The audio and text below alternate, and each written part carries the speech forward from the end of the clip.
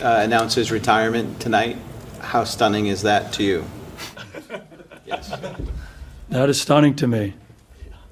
That is stunning to me. I did not hear that news. Knowing his toughness and his mental toughness, this does surprise me. The truth is, nobody's in his shoes. Nobody's had to go through what he's had to go through. Nobody's been through the rehab and the injuries. Everybody sees game day, but they don't see the off seasons. They don't see the Monday through Friday and doing whatever he possibly can to get his body ready for the game. So I respect the hell out of it. We're human beings, we're not robots, you know what I'm saying? You can't turn us on and turn us off when you want. Like, it don't happen like that. We're looked at as superheroes, as these not human beings. And for him to have that human element, express it in the press conference after the game, go and talk to the media, answer questions, I thought that was really big. Fantastic human being, and I know he'll do great. I mean, football will just be a stepping stone for him to do something else special, and I look forward to seeing it. The era of Andrew Luck is over, but maybe no one knows the 2012 #1 pick better than the man who went #2 in that same draft. Joining us now is Ravens quarterback Robert Griffin III. All right, RG3. What's up? Thanks for joining us. What's up? How y'all doing? It's good to see you, bro. It's good to see you. Good to see you, too. All right, it kind of seems like you're forever be intertwined with Andrew Luck, and he makes that shocking announcement Saturday night. What went through your mind when you heard the news? Yeah, I mean, I had just finished watching a Netflix movie and turned on the TV and saw that he retired, so I was definitely shocked. You know, knowing him and knowing his personality, knowing, you know, how tough he is, it really must have been something that was eating away at him for him to make that decision. You know, RG3, when I look at it, and like, you know, a lot of people are taking, you know, pointing the finger at the fans in terms of them booing him and what have you. And I just said, listen, you don't applaud it. Certainly you don't want to see something like that. But in that particular moment, the reason why I say I understand it, because I contextualize it like this. Jim Brown retires in July of 1996. Barry Sanders retired in July of 1999. Calvin Johnson retired in March of 2016. Andrew Luck, I think the only thing negative that could possibly be peeled from this is somebody saying, damn, couldn't you have, I mean, a week and a half before the season began, didn't you know this a month ago? Didn't you know this 2 months ago? What do you say to people that have those feelings about it? I mean, I think it's a fair opinion. It's a fair statement because from a teammate standpoint, you're 2 weeks away from the season and you're not going to have your QB1 there with you. But I think if you look at the way his teammates have reacted to it in particular and the support that they've shown him, they understand that this is something that he's been contemplating for a while. And they know him better than anybody. So if they're supporting him and they support his decision, then I think everyone else outside should as well. But it's fair to have that critique of how soon it is to the season. And everyone's entitled to their own opinion. But for me, I respect his decision. You know, I've known Andrew for a long time now. We've been competing silently way back since high school. And it really must have been something that he just felt was the right thing to do. He didn't want to go out on that field and not give 100% for his teammates, and I can definitely respect that. Well, what'd you think of the boos, Robert? I mean, were you surprised by that? It was loud, it was clear as he was walking off the field, and they're learning he's retiring. What'd you think of all that? Yeah, I think the boos are something that those fans probably wish they had back. When you look at what he's done for that organization and how many times he's played injured and played through injuries for a duration of a season, he's putting a lot of time and effort not only to that community but for that organization and his teammates. So I think those fans wish they could have it back, and you know, my honest opinion is it was wrong. I've never personally been booed at any stadium. You know, even back in Washington, I've never been booed, so I don't understand that feeling. But when you're announcing your retirement and it's a really, really tough decision, something that you have to tussle with for a while, to hear the fans boo you probably was heartbreaking for Andrew. And I know he said it after at his press conference that it hurt him, and I can definitely understand why.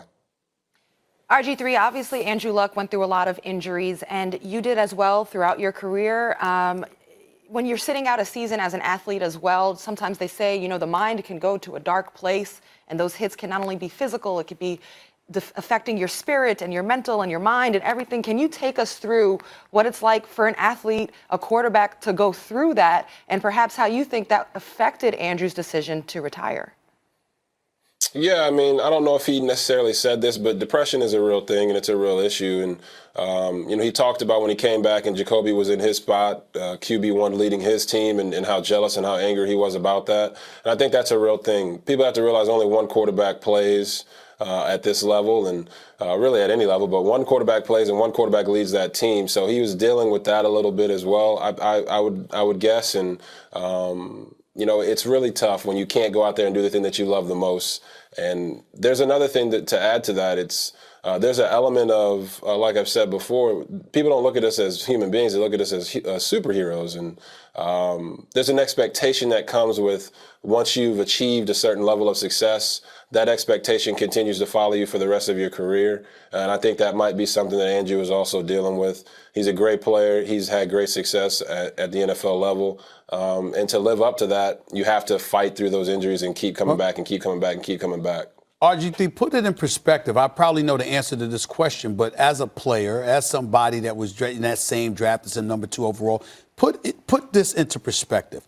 What are the fans to make of, or what should we all walk away from thinking about Andrew Luck once you take into consideration his decision to walk away when the Indianapolis Colts, some would say, have the best chance at a Super Bowl championship that they've had in his entire time there? Their offensive line is big time. You've got T.Y. Hilton still there. You acquired Funches. Ebron's your tight end. You got a running back in Mack. I mean, you look at this squad, particularly when you see some of the question marks in Pittsburgh, in Kansas City, in L.A. with the Chargers, even with the New England Patriots now that Gronk retired. Some would argue the Indianapolis Colts are in prime position to compete for a Super Bowl championship. So if you're a fan or you're as a player want to send a message to the fans to try and explain why everybody should understand Andrew Luck picking this moment to walk away, what do you say to them?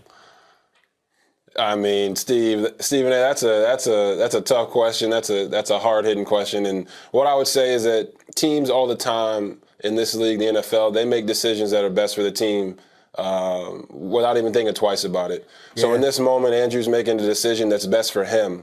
Right. And I think that's why a lot of players respect his decision, because it takes a lot of courage to do that. I'd say from a team standpoint, they'd have to go through us in Baltimore first, but, that's how we feel. Mm-hmm. And no team is really looking at their roster saying they have question marks, at least not as players. You believe in the guys that are around you. You believe in the guys that you have in your locker room that you're going to go out and be successful. But on the outside looking in, I don't think there is a great explanation for it, aside from Andrew Luck decided to make a decision that was best for Andrew Luck and his family. And no matter how you feel about that, he's at peace with that decision. And now it's up to you guys to debate it and critique it however you feel deem fit. We had this debate earlier with Keyshawn Johnson, RG3. Do you think Andrew Luck is done, or do you think he's going to come back at some point? I mean, I don't know. I talk to him, my family talks to his family, my mom talks to his mom, and I think right now he's at a place where he really does think he's done with football. But he could easily change his mind. He's 29. He's got a lot of years of football left. Shoot, I want to play till I'm 45. So he's got a long time to contemplate that decision. But at the same time, right now, he says he's done. So you got to take a man for his word and let him go enjoy his life with his family. All right, RG3, thank you so much for joining our show. We appreciate your insight. I just want to say, the one part I don't like about RG3 is that he's too damn good at this. I mean, all our jobs are in trouble. You know what I'm saying? All our jobs are in trouble. I just want to be very clear. He's going to play till he's 45. I'm just trying to say, but he's going to play till he's 45. Play till you're 45, RG. Play it till you're 45.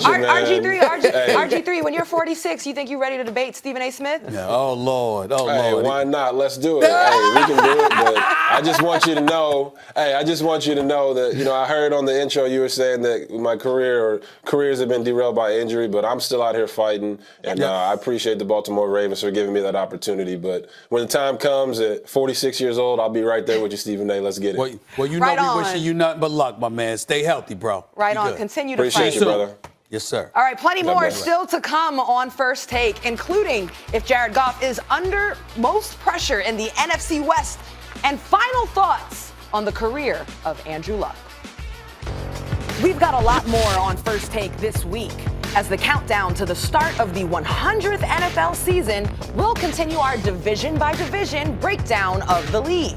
Plus, NFL stars like Titans running back Derrick Henry will join the show. First Take, don't miss it.